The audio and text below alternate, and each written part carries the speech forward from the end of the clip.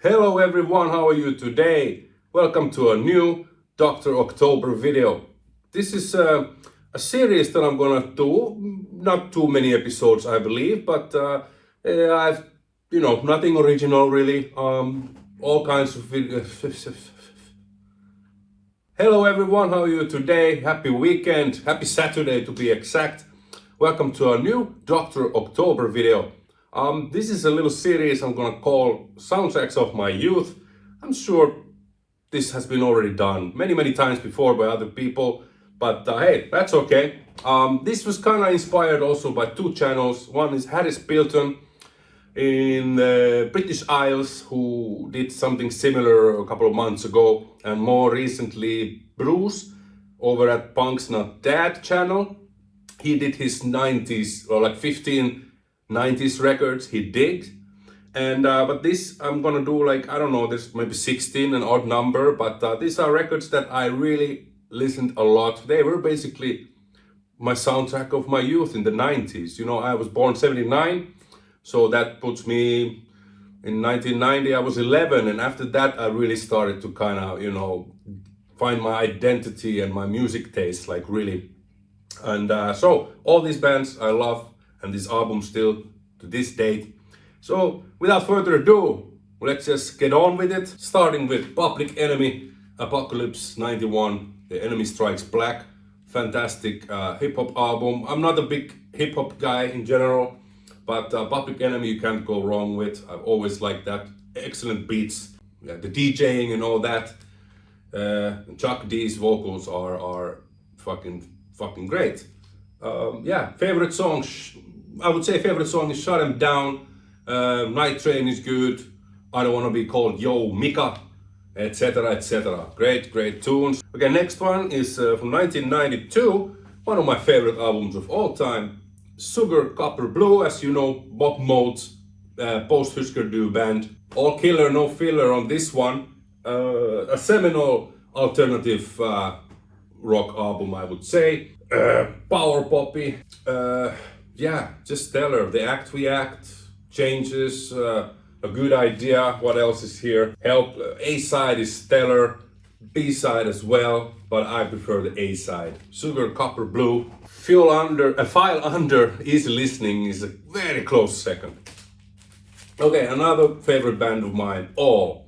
This is also from 1992, released on Cruise Records, I believe it should be pronounced. As we all most likely know, same band as Descendants, just with a different singer. This album is not oftentimes talked about as a very great all album, at least among my peers and friends, but I love this album. I listen to this a lot. And of course there's a couple of other all records that came in the 90s that I listened almost as much as this one. But this one, even though it's not a perfect album, the end goes a little bit, loses its momentum, but it has really good tunes on this one. Nobody's, Minute, Dot, to name a few. Another great record that I listened a lot, Lard, The Temptation of Reed. And I believe there's drummer on two tracks, William Rieflin, yeah.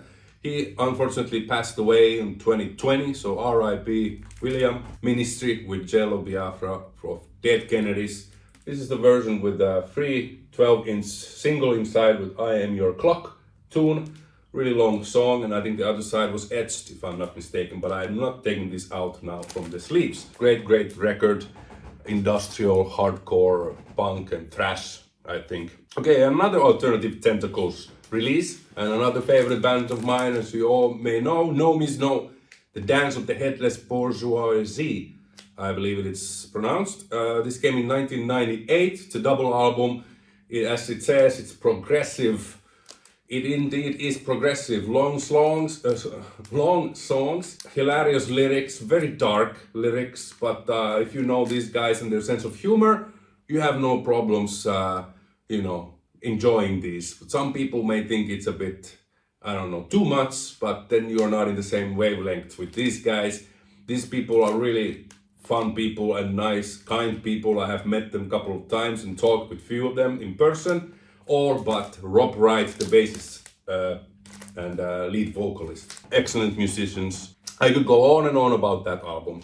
Another great album of the 90s. This is 1991. 1991. I hate it when they put purple and green. It's really not easy to read. So Green Mind, Dancer Jr., the album that really made me kind of, for lack of a better term and word, fall in love with the band. And it still remains my top favorite bands of all time. Dancer Jr., fantastic, good melodies, excellent indie alternative rock album.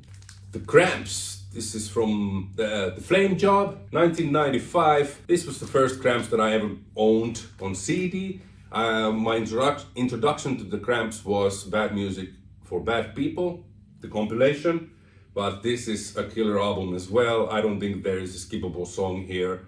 Just great songs. Naked Girl Falling Down the Stairs, Swing the Big-Eyed Rabbit, Mean Machine, man, the list goes on. I don't think Cramps has ever recorded a skippable song. Anyways, okay, we have some more Bob Mould here. This is his 1996 solo album, if I remember the year right. What am I talking about? My favorite Bob Mould album as well, I have to say. This is a little bit different sounding than the stuff he had made before. Songwriting is, you know, up to par. The sounds are a little bit, for me it took some time to get used to it because there's drum machine and Bob Mould does everything on this album. Pretty minimal kind of production, but it's not like a lo-fi production exactly. Just he was really using, I think, like digital things, like recording, I think, digitally. Again, another album that is from start to end great. And the last 3 songs on this is like, it's a excellent way to end this album. 3 killer tracks. What was it? Roll Over and Die, not in this order. Deep Karma Canyon, Art Crisis, Roll Over and Die. Go and listen to that if you can. This is self-titled album, but also known as Hubcap.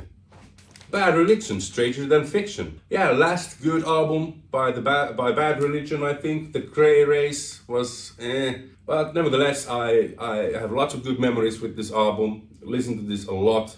And to this date, I still love this album. There's a couple of songs that I don't really care for. Infected, okay, 21st Century Digital Boy. It's like paranoid for me. You know, no, I've heard this enough. Great album, and I think it was the last that Brett Gurewitz was in it. Original European pressing. John Spencer Blues Explosion, Acme. I need to clarify though that the first CD I got was Acme Plus, which is the same album, but it has some alternative takes and remixes, and I think some more like guests appearing, like friends and musicians. But it's a great bluesy rock and roll. Not so much garage-y sounding, but you know, if you know the earlier John Spencer Blues Explosion, it's a bit more cleaner and more produced. But I like it. At one point they were collaborating with the guy who was a DJ for the Beastie Boys. I forgot his name. But yeah, I love this band, this album too. I remember the first time I ever heard a song was Talk About the Blues, which was on Alternative Nation, if that was the program on MTV. Ran after midnight in Finland, and there was the music video for Talk About the Blues that has Winona Ryder, Giovanni Ribisi, and John C. Reilly were, you know, cast as the band. And I thought it was funny, and the song ruled. Next, Fugazi, Repeater from 1990. Again, all killer, no filler. I listened to this a lot. I think I first time heard about this on a skateboarding video, but I'm not 100% sure. So many bands I got to know from skateboarding videos, because I used to skateboard. Nowadays I listen more often Fugazi than Minor Threat. I don't know, but yeah. Excellent album. Alright, Frank Black, The Cult of Ray. Another 1996 album, or 1994, 1996. Yeah. In case you don't know, Frank Black is Black Francis from the Pixies. So he started to do, this is his 3rd solo album after Pixies, and after that it became Frank Black and the Catholics. But this one is one of my favorite Frank Black albums, I have to say. Yeah, great tunes like Men in Black, Punk Rock City, You Ain't Me, Jesus Was Right, Kicking the Taco, The Creature Crawling, Dance War, The Cult of Ray. I don't know, this is excellent, kind of a little bit, it's an alternative rock album, but with the weirdness of the Pixies thrown into it, if that makes any sense. But Hot Surfers, Electric Larryland, I was torn between this one and Independent Worm Saloon. I had that one on CD, but to be honest, I listened this way a lot more. This was also like kind of, they brought them into the awareness of the mainstream by the hit single Pepper, that is music video I also saw, and My Brother's Wife, Aha, Jingle the Dog's Collar, The Lord is a Monkey, LA, great songs, Birds and Cough Syrup. Actually, the side one is excellent. In case you want to see, here's the back cover. The Handsome Brothers, it's kind of a spin-off of No Means No, so it's No Means No, but the drummer of No Means No is doing the vocals. And as you can see by the cover, I have shown this record many times, I'm sure, but in case you don't know, it's kind of Ramones, kind of Ramones style of punk rock, really tight, really good songwriting. The song singing about ice hockey, because Handsome Brothers, in case you know the movie with Paul Newman, Slapshot, they took the Handsome Brothers name from there. Photo, I believe that is from the movie, correct me if I'm wrong, but yeah, fucking great album. Another Alternative on Tentacles release. I listened to this like a madman. Pixies, Bossa Nova. This was the last Pixies album until they reunited in 2016, or when was it? Yeah, I don't know, 2016 I guess. I have read an interview where Frank Black says that he wishes that they would have stopped after Trompe Le Monde, which is also a stellar album. Another hard pick to do between Bossa Nova and Trompe Le Monde, but I have to say I enjoy this as a whole more so. Somehow I'm bored of the song UMass on the Trompe Le Monde, and that makes it not perfect for me. This one, on the other hand, I love dearly this album. So it's a more mellower even, I think. There's songs like Velouria, Is She Weird, All Over the World, Dig for Fire, Down to the Well, The Happening, Hang Wire, ooh, Stormy Weather, Javelina. I don't know why he thinks that sucks. Weezer's Blue Album. Okay, let's take this fucking thing off. Reflection there. Yeah, Mo-Fi, baby. And no, I'm not gonna get into that. I don't give a shit how they were sourced. But let me just say that I had a blast when that news came out. Anyway, yeah, it annoys me that they put this always there on the cover artwork, but yeah, packaging has always been very neat. And this is an album the Weezer has never topped and never will. So it is my favorite Weezer album to this day. Fantastic kind of garagey power pop. Yeah, excellent songwriting. Limited of 9,000 something. Anyways, yeah, that was it. That was, I don't know what, 15, 16 records from the 90s that I love and was listening to them non-stop or religiously, let's say. Let's put it that way. And now, as a bonus, I'm gonna include a segment that I haven't done for a while now, and that is listen to a song with Dr. Oktober.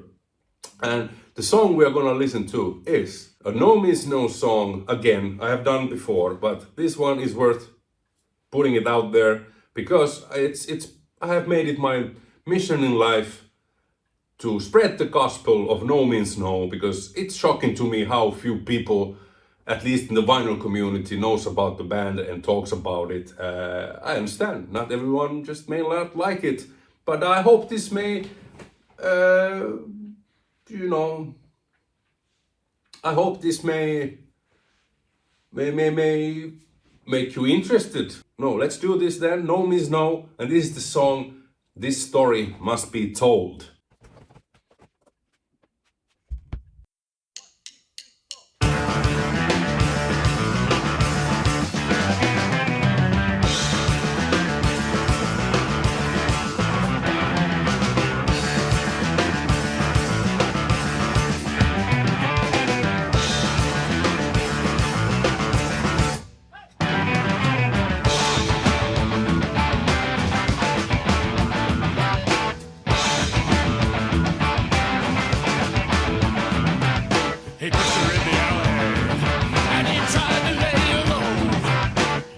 in the dark. This story must be told. She looked him in the eye, and his bloody ran cold. She said, I know a little story, and this story must be told. But it's lies, lies, we never heard about it. Lies, lies, but we don't wanna know. Lies, lies, we'll never listen, you're a dirty little liar. And we don't wanna know. It's good for in the dark, but it wasn't with a stop. She shot him with a chopper on the street and all his thoughts. She licked him with a tongue and she tore him with